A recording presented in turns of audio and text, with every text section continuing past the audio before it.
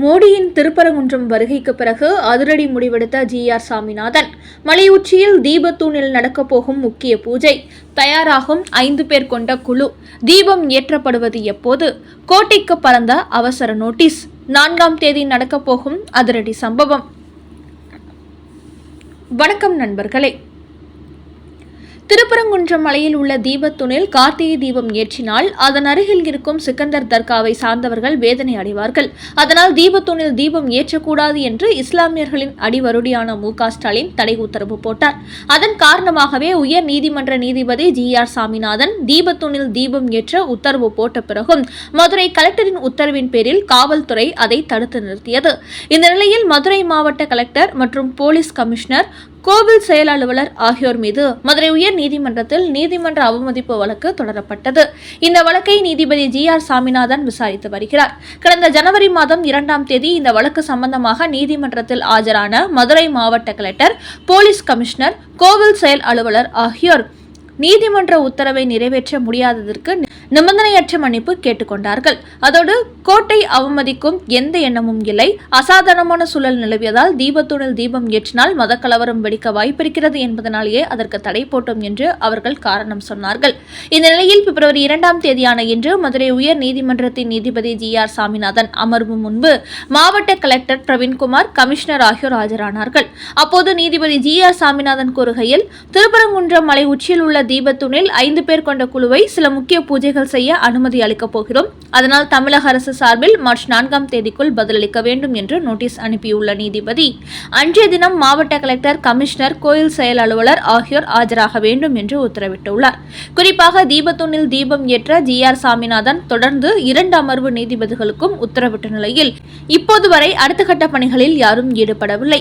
இந்த நிலையில் நேற்று பிரதமர் மோடி திருப்பரங்குன்றம் முருகன் கோவிலில் சாமி தரிசனம் செய்துவிட்டு திரும்பியுள்ள நிலையில் இந்த வழக்கு மேலும் சூடுபிடித்துள்ளது. இந்நிலையில் தான் இந்து மலை உச்சிக்கு சென்று தீபத்தூணில் பூஜை நடத்துவதற்கு உத்தரவிட்டுள்ளார் ஜி.ஆர். சாமிநாதன். அதோடு தீபத்தூணில் பூஜை நடத்திவிட்டு ஒரு நல்ல நாளில் தீபம் ஏற்ற வேண்டும் என்று கோவில் நிர்வாகத்திற்கு உத்தரவிட்டுள்ளார். அந்த அடிப்படையில் தான் முதல் கட்டமாக 5 பேர் கொண்ட குழுவை மலை உச்சிக்கு சென்று தீபத்தூணில் பூஜை நடத்துவதற்கு அனுமதி அளித்துள்ள நிலையில் அது குறித்து தமிழக அரசு தங்கள் நிலைப்பாடு குறித்து விளக்கம் அளிக்க வேண்டும் என்று கோட்டைக்கு நோட்டீஸ் அனுப்பியுள்ளார். இதுகுறித்து அடுத்த கட்ட விசாரணை வருகிற மார்ச் 4ஆம் தேதி மதுரை உயர் நீதிமன்றத்தில் நடைபெற உள்ளது. அடுத்த செய்தி. இந்தியாவுக்குள் தீவிரவாதிகள் இறங்கலாம், கலவரம் வெடிக்க வாய்ப்புள்ளது. மாநில அரசுகளுக்கு ஹை அலர்ட் எச்சரிக்கை விடுத்த மத்திய அரசு. ஈரான் தலைவர் அயதுல்லா அலி கமேனியின் படுகொலையை தொடர்ந்து இந்தியாவில் உள்ள முஸ்லிம்கள் அதற்கு எதிராக போராட்டம் நடத்தி வருகிறார்கள். குறிப்பாக முஸ்லிம்கள் நடத்தும் போராட்டங்களால் இந்தியாவில் வன்முறை வெடிக்கும் சூழல் உருவாகியிருக்கிறது. இதன் காரணமாக அனைத்து மாநில அரசுகளும் அலர்ட்டாக இருக்குமாறு மத்திய அரசு அவசர செய்தி அனுப்பியுள்ளது. மேலும் ஈரான், அமெரிக்கா, இஸ்ரேலுக்கிடையே ஏற்பட்டுள்ள இந்த போரால் இந்தியாவின் உள்நாட்டு பாதுகாப்பு பாதிப்பு ஏற்படலாம் என்பதனால் பாதுகாப்பு அமைப்புகளை உஷார்படுத்தியுள்ள இந்தியா, ஈரான் ஆதரவு மற்றும் எதிர்ப்பு குழுக்கள் நடத்தும் போராட்டங்கள், ஆர்ப்பாட்டங்களை தீவிரமாக கண்காணிக்குமாறு உத்தரவு போடப்பட்டுள்ளது. குறிப்பாக இந்த போரினால் இஸ்லாமிய பயங்கரவாத அமைப்புகளான ISI, அல்-கொய்தா அச்சுறுத்தல் ஏற்பட வாய்ப்பு இருப்பதாகவும் மத்திய உள்துறை அமைச்சகம் எச்சரித்துள்ளது. இப்போது ஏற்பட்டுள்ள இந்த பதட்டத்தை பயன்படுத்தி இந்த குழுக்கள் உள்நாட்டில் குழப்பங்களை ஏற்படுத்தி விடலாம் என்பதால் அனைத்து அமைப்புகளும் தீவிர விசாரணையில் இறங்குமாறு உத்தரவு போடப்பட்டுள்ளது. இதன் காரணமாக நாடு முழுக்க உள்ள இஸ்லாமிய அமைப்புகள் தீவிரமாக கண்காணிக்கப்பட்டு வருகிறது. ஈரான் நாட்டில் ஏற்பட்டுள்ள அந்த பிரச்சனையை கருத்தில் கொண்டு இந்தியாவுக்குள் யாரேனும் குழப்பங்களை ஏற்படுத்த முயற்சித்தால் அவர்கள் மீது கடுமையாக நடவடிக்கை எடுக்குமாறு மத்திய உள்துறை அமைச்சகம் மாநில அரசுகளுக்கு அவசர செய்தி அனுப்பியுள்ளது. அது மட்டுமின்றி இந்த விவகாரத்தில் மக்களை தூண்டிவிடுவது, சோசியல் மீடியாவில் அவதூறு பரப்புவது, குறிப்பாக மத நல்லிணக்கத்திற்கு பாதிப்பை ஏற்படுத்தும் வகையில் சமூக வலைதளங்களில் செயல்படும் நபர்களை சைபர் கிரைம் போலீசார் கண்டறிய வேண்டும். தேவைப்பட்டால் 144 தடை உத்தரவை அமலுக்கு கொண்டு வரலாம் என்று உத்தரவு போடப்பட்டுள்ளது. இதன் காரணமாக இந்தியாவில் ஈரான் தலைவர் படுகொலைக்கு எதிராக போராட்டம் நடத்தும் அனைத்து இஸ்லாமிய அமைப்புகளும் தற்போது கண்காணிப்பு வலயத்திற்குள் கொண்டு வரப்பட்டுள்ளார்கள். அடுத்த செய்தி. கமேனிக்காக போராடும் திமுக கூட்டணி கட்சிகள். பஹல்காம் தாக்குதலை கண்டித்து போராடாதது ஏன்? அண்ணாமலை அதிரடி கேள்வி. ஈரான் நாட்டின் ஆட்சியாளர் கமேனி உள்ளிட்ட 48 பேரை அமெரிக்கா, இஸ்ரேல் நாடுகள் ஏவுகணை மூலம் தாக்குதல் நடத்தி படுகொலை செய்தார்கள். இதை கண்டித்து சென்னையில் உள்ள அமெரிக்கா தூதரகத்தின் முன்பு முஸ்லிம் அமைப்புகள் போராட்டம் நடத்தினார்கள். இந்த போராட்டத்தில் விடுதலை சிறுத்தை கட்சிகள், திருமாவளவன், மனிதநேய ஜனநாயக கட்சி, தமிழக கொங்கு இளைஞர் பேரவை, முக்குளத்தோர், புலிப்படை உள்ளிட்ட பல அமைப்புகளும் கலந்து கொண்டனர். இவர்கள் அமெரிக்கா மற்றும் இஸ்ரேலுக்கு எதிராக கோஷம் எழுப்பியுள்ளார்கள். இந்நிலையில் இதுகுறித்து பாஜகவின் முன்னாள் தலைவர் அண்ணாமலை ஒரு அறிக்கை வெளியிட்டுள்ளார்.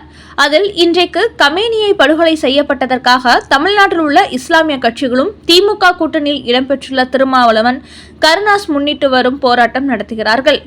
ஆனால் பகல்காமில் பாகிஸ்தான் ஆதரவு பயங்கரவாதிகளால் அப்பாவி இந்தியர்கள் சுட்டு படுகொலை செய்யப்பட்டார்கள். அப்போது திமுகவும் அதன் கூட்டணி கட்சிகளும் அதற்கு எந்த எதிர்ப்பும் தெரிவிக்கவில்லை.